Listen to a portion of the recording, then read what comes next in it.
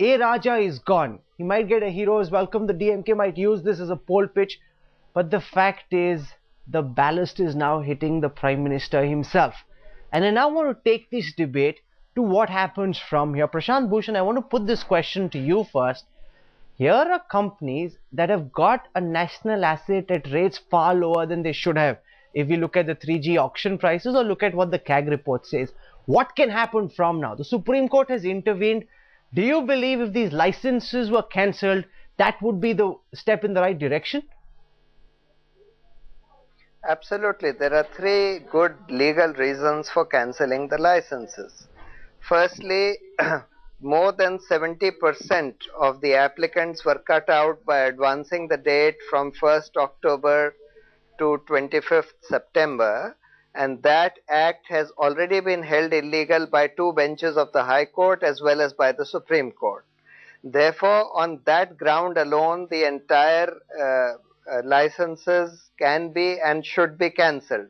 Apart from that, 85 out of the 122 licenses are to ineligible applicants. That's what the CAG has held. And apart from that, it is now quite clear that many of these licenses have been obtained for reasons of bribery, by giving huge bribes. Therefore, for all these reasons, these licenses need to be cancelled, and this spectrum and the licenses need to be put through a transparent bidding process, from which the government will realize that money, whatever it has to realize, 1 lakh crores or 1,40,000 crores.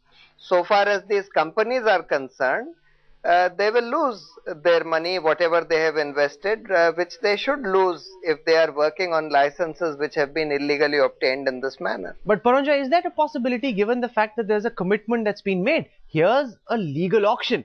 You might later realize that, oh, we didn't do it properly. One minute. There was no legal auction, precisely. There is no auction. There was but no auction. You've entered into an agreement with them, haven't you? There is no auction. There is no auction. That's exactly the point. What Prashant said, what Sandeep is saying, you gave these licenses on a first come first served basis. Then your own. But didn't the government of India enter into a contract? And the cabinet did not ratify this decision. Cabinet did not ratify this decision. Rahul, your controller and auditor general is saying that these firms, 2/3 of the licenses that were given, more than 2/3 of them, were builders and realtors. They should not have got them in the first place because they were not eligible. They did not meet the criteria that was laid down by the Department of Telecommunications. So there is a very, very good case for cancellation of the licenses and then auctioning them all over again to recover the huge money that has been lost to the exchequer. I want to make one other point. You know the point that Vinod Sharma made. He himself wrote soon after the Prime Minister's press conference in May that it was evident that Mr. Manmohan Singh, Dr. Manmohan Singh, did not want Mr. Raja.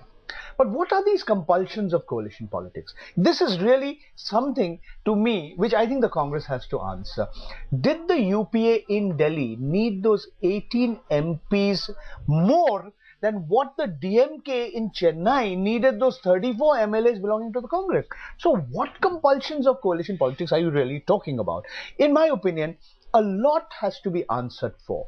Why Mr. Raja was allowed to continue for as long as he did, despite the huge volume of evidence which has now been documented, authenticated by the CAG, but which was all in the public domain. Through the media, the CVC, the CBI, they all had this information.